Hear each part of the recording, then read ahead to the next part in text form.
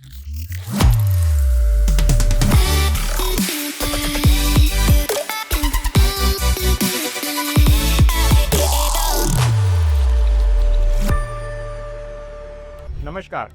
मी doctor प्रतीक बारे.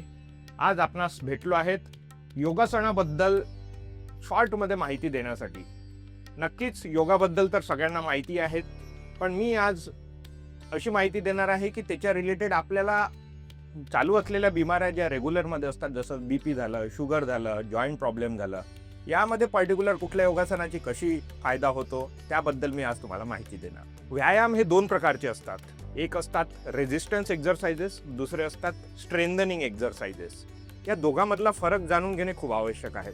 Strengthening म्हणजे आपण त्याला स्ट्रेंथ करतो किंवा स्ट्रॉंग बनवतो, जसं जिममध्ये बायसेप्स बनवणे, ट्रायसेप्स बनवणे, लेग मसल्स बनवणे, याला स्ट्रेंथनिंग म्हणतात. म्हणजे त्या मसलला आपण स्ट्रॉंग बनवत जातो, त्यांना ताण देऊन स्ट्रॉंग बनवत जातो. दुसरा व्यायामाचा प्रकार असतो रेझिस्टन्स एक्झरसाइजेस. रेझिस्टन्स म्हणजे सिंपल उदाहरण देईल तर मी रबर बँड घ्याल तुम्ही, तर त्याला ओढणे सोडणे हे स्ट्रेंथनिंग एक्झरसाइज झालं. पण त्याला पर्टिक्युलर टेन्शनमध्ये ओढून पकडून ठेवणे त्याच पोश्चरमध्ये, त्याला रेझिस्टन्स एक्झरसाइजेस म्हणतात. बॉडीची कुठली पोश्चरमध्ये घेऊन त्या पोश्चरला मेंटेन करणे किंवा त्याला हळूवार त्याच पोझिशनमध्ये ठेवून ठेवणे, याला रेझिस्टन्स एक्झरसाइजेस म्हणतात. रेझिस्टन्स एक्झरसाइजचे फायदे म्हणजेच योगा, मॅक्झिमम योगा हा रेझिस्टन्स एक्झरसाइजने इन्क्लूड केला जातो. याचे फायदे म्हणजे रक्तपुरवठा व्यवस्थित वाढणे, मसल्सला व्यवस्थित रक्तपुरवठा होऊन त्याला आवश्यक ज्या गरजा असतात, ज्या प्रोटीन्स विटॅमिन्स आवश्यक असतात, ज्या त्यांच्या रेग्युलर फंक्शनिंग अपटेकसाठी आवश्यक असतात, त्या व्यवस्थित पुरवणे.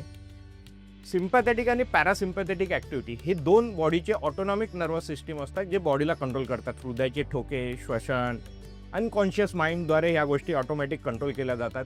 BP फ्लक्च्युएशन्स, खासकर सडन BP वाढणे किंवा सडन कमी होणे, हे ऑटोनॉमिक सिस्टीम कन्वर्ट करत असते. तर रेझिस्टन्स एक्झरसाइजेसनी म्हणजेच योगाने आपण यावर बऱ्यापैकी कंट्रोल मिळवू शकतो आणि याची स्टॅबिलिटी डेव्हलप करू शकतो. सगळ्यात पहिलं आसन म्हणजे वज्रासन. सगळ्यांना माहितीच असेल. वज्रासनासाठी चटईवर पहिले पाय आणि गुडघे दोघंही जवळ घेणे आणि मग बसणे. बसताना टाचेवर आपला पृष्ठभाग यायला हवा, जेणेकरून टाचेवर आपण बसूया. आपले हात मांड्यांवर ठेवावे आणि शांतपणे बसून राहावे. पाठीचा कणा ताठ असावा, छाती आणि शोल्डर ब्रॉड असावे आणि रिलॅक्स पोझिशनमध्ये आपण वज्रासन बसावे. ही पोझिशन घेतल्यावर शांतता ठेवून नैसर्गिकरित्याने आपल्याला श्वास घेणे आणि अंदर सोडणे, श्वास घेणे आणि अंदर सोडणे हे करायचे आहे. याचे फायदे काय आहेत? तर हा एकटा असा आसन आहे जो आपण जेवल्यानंतर लगेच करू शकतो. 5 ते 10 मिनिट हा सफिशियंट राहणार. याचे फायदे म्हणजे पोटातले जे अवयव आहेत, जे पचनशक्तीसाठी मदत करतात, जसं पॅनक्रियाज म्हणजे स्वादुपिंड, आतड्या इंटेस्टाईन, यांचा रक्तपुरवठा वाढवून त्यांची काम करण्याची क्षमता आणि पचन क्षमता वाढवण्यात येतं. अजून जे फायदे आहे याचे सगळ्यात महत्त्वाचा म्हणजे ब्लड शुगर लेवल कंट्रोल, साखरेचं नियंत्रण. कारण की स्वादुपिंड म्हणजे पॅनक्रियाज हा इन्शुलिन तयार करण्याला महत्त्वाचा ऑर्गन आहे, जो डायबिटीजला कंट्रोल करतो. तर पॅनक्रियाचा ब्लड फ्लो वाढल्याने ब्लड शुगर लेवल कंट्रोल होण्यास खूप मदत होते. सोबत किडनीचं परफ्युजन वाढून किडनीमुळे होणारे आजारांपासून आपल्याला वाचाव करता येतो. सोबत मणक्याचे आजार, फुफ्फुसांचे आजार यांना सुद्धा आपल्याला फायदा होतो. दुसरं आसन आहे अर्ध मत्स्यांगासन. यासाठी पृष्ठभागावर दोन्ही पाय सरळ करून बसा. उजवा पायाचा गुडघा मोडून उजवा पाय डाव्या पायावर मांडीच्या थोड्या खाली ठेवा. त्यानंतर डावा गुडघा मोडावा आणि दोन्ही मोडलेल्या गुडघ्यांवर बसावे. दोन्ही बसलेल्या हाडांवर बसावे आणि इन्हेलर सोबत शरीराची मूव्हमेंट करावी. इन्हेलवर पाठीचा कणा ताठ करा. श्वास सोडताना मान उजवीकडे वळवा. श्वास सोडताना धड उजवीकडे वळवा. उजवी कोपर, डावी कोपर उजवा गुडघ्या बाहेरील बाजूस ठेवा. आधारासाठी उजवा हात कमरेखाली सरळ सपाट ठेवा. उजव्या खांद्यावर पाहण्यासाठी डोळे वळवा आणि शांतपणे खोलवर श्वास घ्या. ही पोझिशन 20 ते 30 सेकंदासाठी धरून ठेवा. असेच दुसऱ्या भागाला रिपीट करा.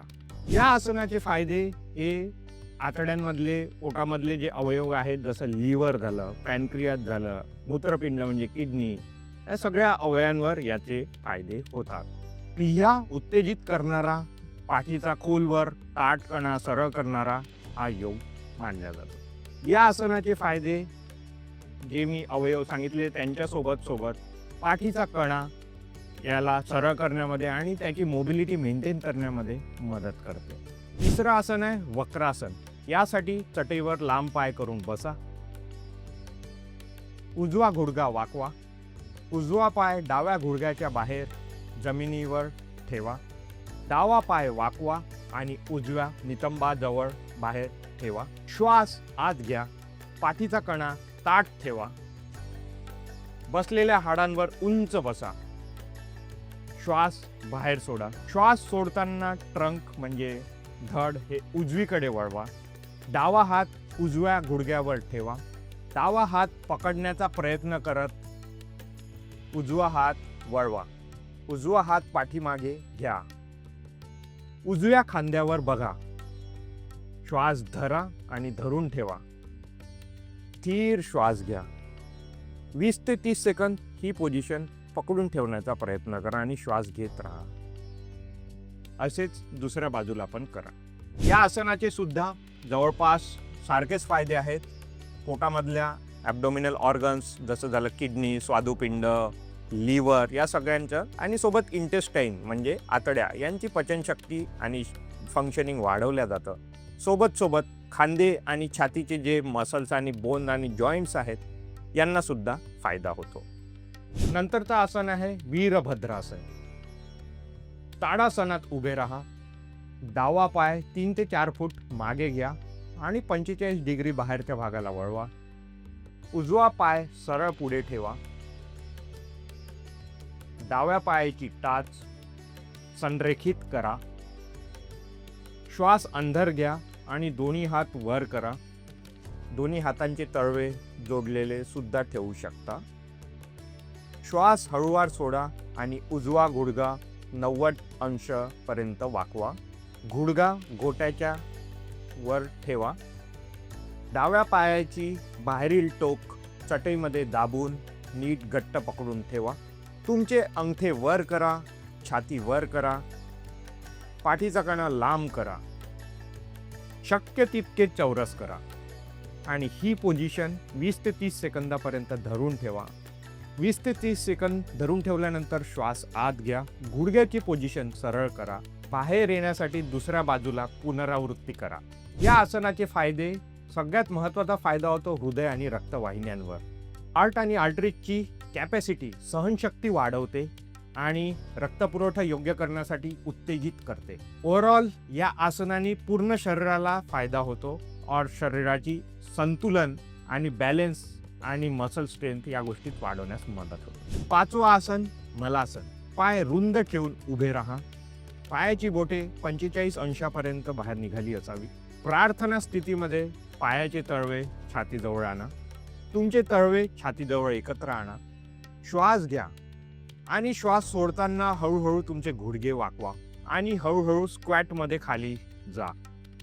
कोपर हातील गुडघ्यांना हलक्या प्रेशरने दाबा जेणेकरून नितंब रुंद उघडण्यास मदत होणार.